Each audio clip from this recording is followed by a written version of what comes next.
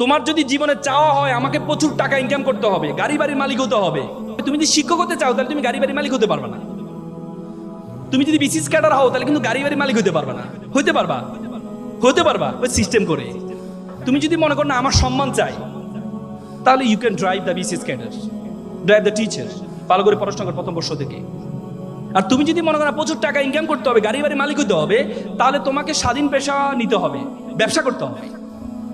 ব্যবসা জিনিসটা কেমন কেমন, কিন্তু আল্লাহ তাআলা কোরআনে একমাত্র পেশার কথা বলেছেন, উল্লেখ করেছেন, সেটি হচ্ছে কি?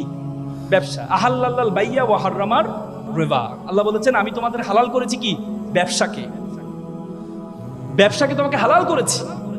এবং ইসলামের 10 জন আশারে মুবাশশারা, 10 জন যারা জান্নাতের সুসংবাদ পেয়েছে, তাদের মধ্যে 9 জনে ছিল ব্যবসায়ী। এবং prophet was also the businessman, জানো তো?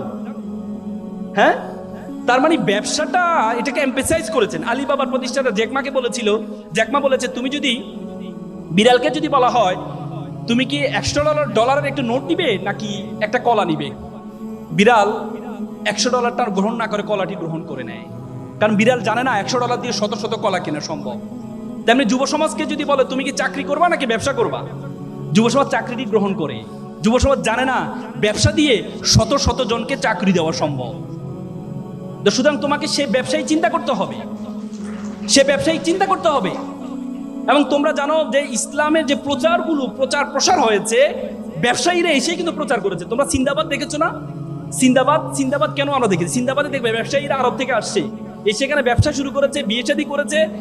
মানুষ দেখেছে যে অন্য ব্যবসায়ী আর এই ব্যবসায়ীর মধ্যে পার্থক্য আছে। এই ব্যবসায়ী কথায় সালাম দেয়, সুন্দর কথা বলে, হ্যাঁ, স্বচ্ছতা আছে। তখন মানুষ একজন করে কি ইসলামের দিকে ঝুঁকে যায়। তার মানে ব্যবসা। এবং আল্লাহ রাসূল একটা হাদিস আছে, কাজাল ফাকরু ইয়াকুন আল কুফরান। আল্লাহ রাসূল বলেছেন দারিদ্রতা মানুষকে কাফেরের দিকে ধাবিত করে, দারিদ্রতা মানুষকে কাফের বানিয়ে ফেলে।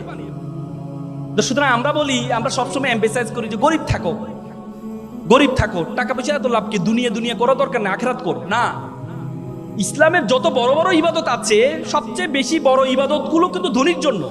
রোজা, এই তোমার কোরবানি কার জন্য? গরিবের জন্য। হজ কার জন্য? গরিবের জন্য। যাকাত কার জন্য? গরিবের জন্য। কার জন্য? ধনীর জন্য। আল্লাহ তাআলা কোরআনে আকিমুস সালাত ও আতুজ যাকাত, যাকাত আদায় করতে বলছে, যাকাত প্রদান করতে বলছে, যাকাত খাইতে বলে নাই। আর আমরা ইসলামটাকে বানাই নিয়েছি যে এটা গরিবের ধর্ম। তোমরা জানো ব্রিটিশরা যখন আমাদের এই উপমহাদেশে আসছিল,